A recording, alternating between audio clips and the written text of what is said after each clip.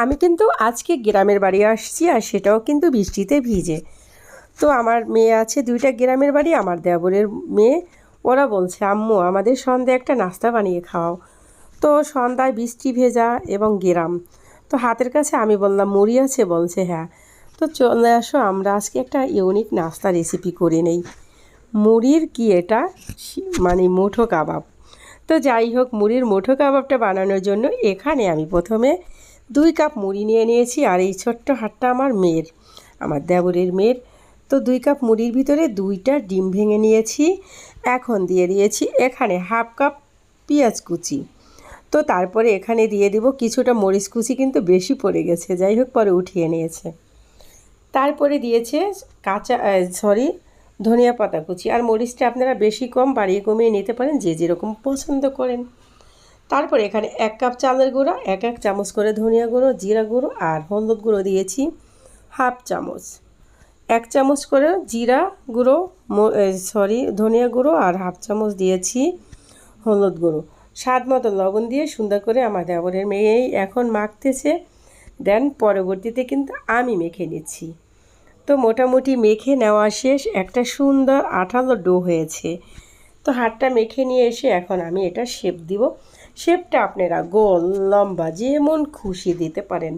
আর এই জিনিসটা এই বৃষ্টির দিনে খেতে এতটা টেস্টি ছিল, যেটা আমি আপনাদেরকে বোঝাতে পারবো না।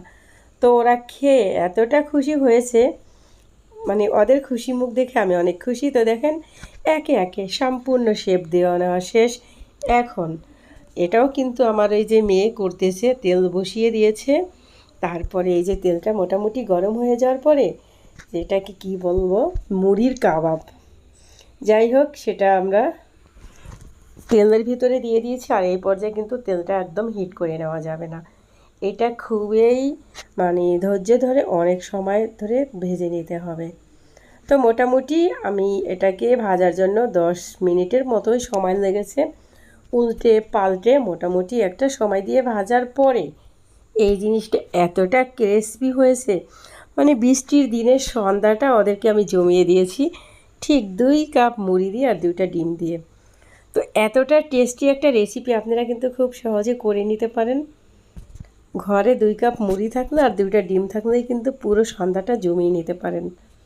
আমি যেমন আজকে আমার দেবরের মেয়েদের নিয়ে খুবই মজা করে এই রেসিপিটা, মানে সন্ধ্যা আমরা খেয়েছি সবাই, একদম পরিবারের সবাই 1 কাপ চার সাথে সন্ধ্যাটা জমিয়ে নিয়েছি। তো একদম ভেজে নেওয়া শেষ, তারপরে নামিয়ে নিচ্ছি। আর এই একইভাবে বাদবাকিগুলো ভেজে নেব। তো এখন আমি সম্পূর্ণগুলো নামিয়ে নেওয়া শেষ।